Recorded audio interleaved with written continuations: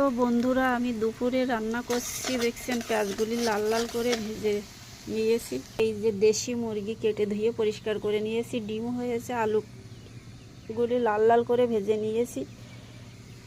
এই যে যা যা মশলা লাগে সব করে নিয়েছি, আদা বাটা, রসুন বাটা, জিরে, ধনে একসাথে বাটা, সবগুলো একসাথে দিয়ে দেব।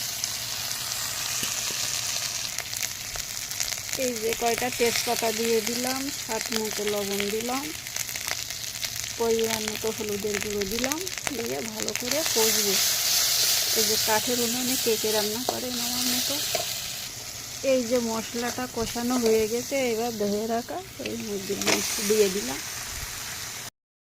এই যে মাংস কষাই করা হয়ে গেছে, এবার ভেজে রাখা আলুগুলি দিয়ে দিলাম,